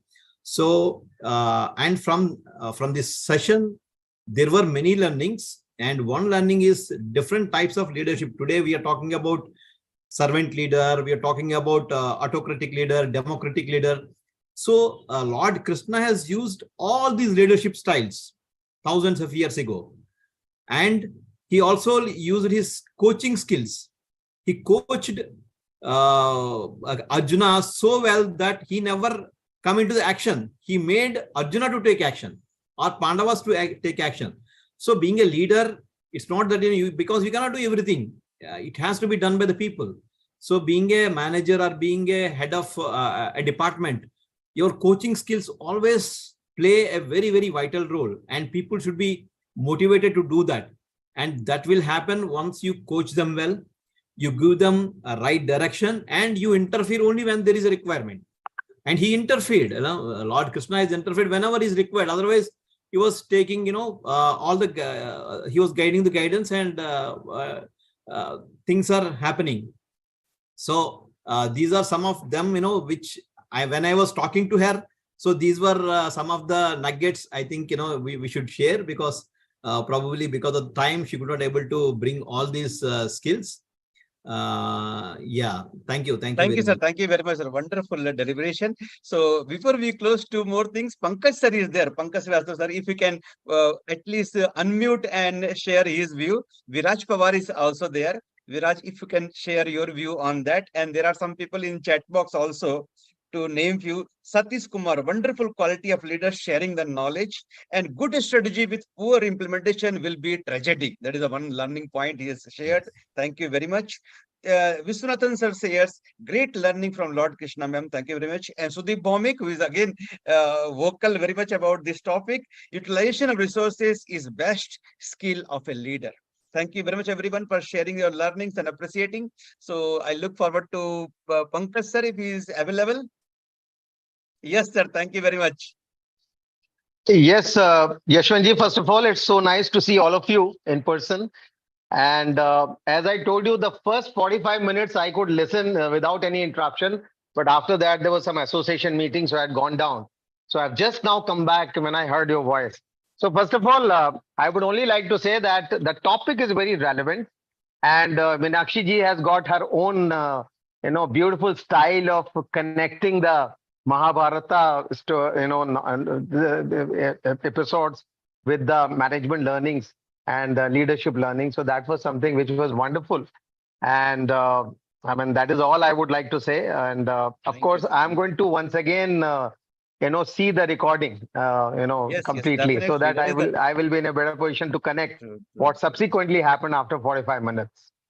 Thank you very much. That is the best part of LPC. Those who miss the session, they can go to the recorded They version and can, go yes, through that one. yes, That is the, yes, we have yes, got a repository of learning. That is what is the richness yes, of yes. LPC.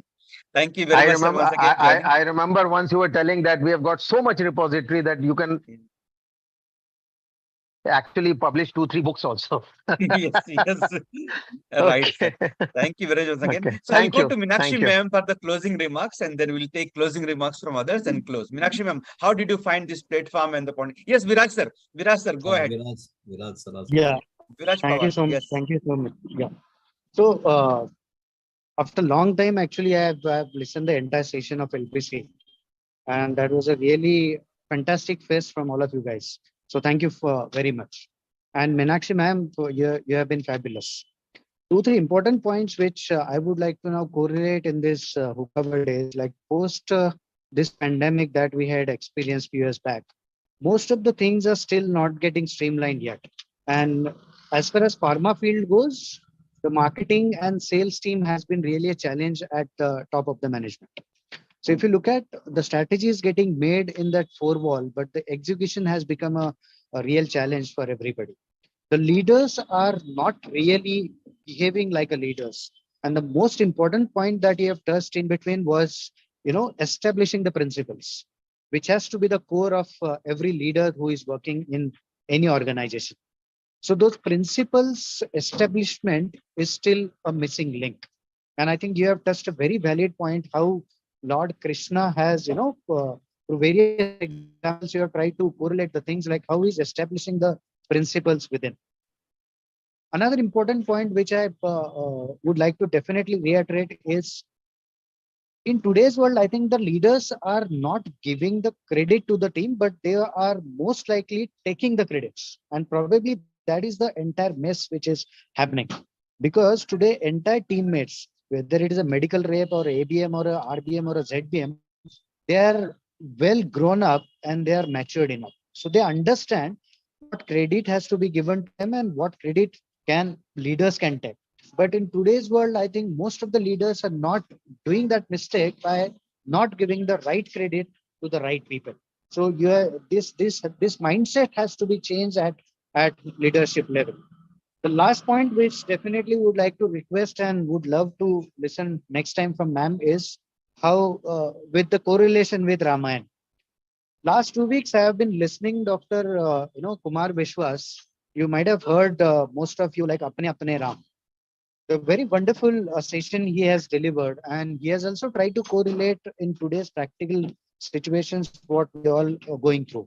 So how Ramayana and Ram has taken us all through those difficult situations and how he came across to the victory. So I think definitely, ma'am, would like to definitely listen from you, and I'm sure the learning that we had today from your session would be much more enlightening for next session also. And thank you, entire LPC team. I think this has been a very wonderful platform where every pharma colleague who wants to establish themselves in this pharma world uh, can definitely get enlightenment by listening all the 159 episodes. Those are there on the YouTube and probably the coming sessions. So wish you all the best, and I'll be really happy whenever I can contribute something. Thank you so much. Please take care. Thank you. Thank you very much, sir. Thank you very much. We can go to Meenakshi ma'am now for closing remarks. Yes, ma'am. Thank you. Thank you, LPC. First of all, I want to thank ICS, sir, because yesterday when he called me in the evening, he told, Madam, can you come as a speaker? I immediately said, yes, sir, I'm always available there to share anything. And I asked, sir, can you suggest me what, ma'am, you can speak anything you want. I said, no, sir, you tell me what I have to speak. And he immediately told, Madam, speak something from Mahabharata, the leadership lessons. I should thank ICS sir because he knows that I have got a tremendous in-depth about the subject knowledge of Mahabharata and also so much of passion. When someone asks about, even I used to tell the story of Krishna only to my daughter every day night, no other stories. She is a fifth standard kid. I used to tell the stories and I used to give a solution to whatever problems at home. I will connect everything with Mahabharata only, as I told in the beginning. So because thank you ICS sir for giving me an opportunity to speak about my favorite thing. He always encourages me. ICS sir always says, ma'am, why can't you do it as a syllabus? Why can't you create it as a workshop so that it will beneficial for others? Because there are tons and tons of stories in Mahabharata. As I told you, every quality can be sustained with a story. So everyone cannot read the whole book. We don't find that much time to read. When someone is sharing it as a story, that will reach them very well. So sir used to motivate me definitely with ICS sir support. I will definitely either make it happen with a full module of Mahabharata so that it will be helpful for all the leaders. And like Rajput sir was saying that only the two leaders are from two yuga. Like Rama is from Treta Yuga and Krishna is from Dwapara Yuga. And today we are in Kali Yuga. So these two yugas we are speaking. So definitely I will take one session with Ramayana, the different qualities of a leader. So we can't say that leadership qualities is only this. Every leader has got their own qualities. So I will definitely share that also. Thank you once again to Team LPC for giving me an opportunity to speak about this. And definitely this, if you take one or two insights from this, if you start inculcating the small things what Krishna has done as a leader, definitely everyone can made ourselves as a leader. Thank you so much to one and all. Thank you, ma'am. Thank you very much, ma'am. Wonderful. We thoroughly enjoyed. I go to PK Rajput sir now for closing remarks. Once again, thank you very much, sir, for coming and sharing your thoughts. Sir, Closing remarks from your side. it is always a pleasure and it is always a blessings. When I say pleasure, it's always because we learn and we listen from the people who know about the knowledge and they share the knowledge. When I talk about the blessings, blessings is when we have been getting blessed while getting more empowerment through the knowledge, because knowledge is one thing which everybody needs. And being a part of the pharmaceutical industry, every time the things are getting changed. New managers are coming, new leaders are coming, the technology is coming, new way of working is coming, handling of the people is becoming a little difficult, right? But at the same time, we have to take the work from them also. So we have to be more compassionate. Humility and humanity has to be a part and parcel of the life with a positive leadership attitude. So again, LPC is it's an life example. It's becoming a grantha. And this granth is going to help the entire pharmaceutical community, right? And I'm sure, and I would request whosoever has not joined, we should be inspiring the people to come and join and to learn here. And thank you so much once again, ICS sir, Yashwant Mishra sir, and my dear Arpanji for inviting Meenakshi ma'am, because I'm a strong follower of Meenakshi ma'am. That's why I have written, she's an epitome of humbleness and an epitome of the knowledge, right, which we keep on learning. Last time also the session was absolutely so perfect. Every time means we cannot compare. Every time it is like 100 by 100 the session goes on. So with this, thank you so much on behalf of being a member of LPC, Meenakshi ma'am, and all of the wonderful members here, and all the people who are seeing this thing and who are going to see it, whosoever has missed this beautiful episode of LPC. Thank you. Thank you very much, sir. Thank you very much. Just to mention, in our LPC 150 Hyderabad, Meenakshi ma'am mesmerized everyone on women empowerment. We have thoroughly enjoyed that session also. It was a wonderful session, ma'am. I still remember the way you have delivered. Thank you very much again. Over to Arpan now for closing remarks. Yes, Arpan. Yeah, thank you. Thank you so much. It was really a wonderful session. And I remember one line which ICSR said, that a leader does not need to change everything. And here I take a fond example of late Mr. Ramakant Achrekar, who was the coach of Sachin, Vinod Kamli. There was a time, we all know that Sachin Tendulkar was one of the students of Ramakant Achrekar as far as cricket coaching is concerned at Shivaji Park. So Sachin had a stance in which he used to hold the bat a bit lower down. And one day Ramakant Achrekar sir told Sachin that if you are holding the bat lower down, it's going to impact the way you play your cover drives. So it is better if you can hold the bat a little higher. So Sachin tried that, but then Ramakant sir noticed that he was not able to play his shots in that fluency as he used to do in his earlier stance. And then Ramakant sir told him one thing, that do what you did earlier. So a coach does not mean that he has to rectify everything. He's a person who sees what best you can do out of the resources that you are having. So that is about coaching. And that is what Lord Krishna also did. That he said that I'm not going to be a part of the Mahabharata battle, the Kurukshetra war, but I will be a support of Arjun as his charioteer. So that is how you make the best use of the resources. Now, today the session went so well that we are almost narrowing towards 2 hours time. Yes, we are narrowing towards the 2 hours time, and nobody actually had a gauge of what the time is right now. This is what motivation can do. We become mesmerized.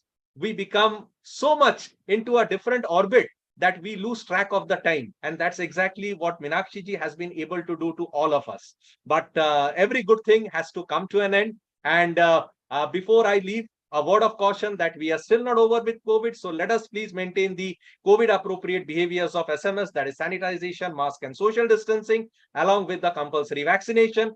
It's summertime, so let us keep some water outside for the birds and animals, because they feel very thirsty as we do. And to end the session, I have a small story once again related to Arjuna, Karna and Lord Krishna. One day Arjuna asked Lord Krishna that why do you call Karna the Danveer? I have also donated so many things, but then I am not called as a Danveer. So Krishna said, well, tomorrow I am going to present each of you with a mountain of gold and you have to distribute it. So the next day came, and first Arjuna was given the chance. Lord Krishna gave him a mountain of gold and told him that before sunset, you have to distribute it to all your people.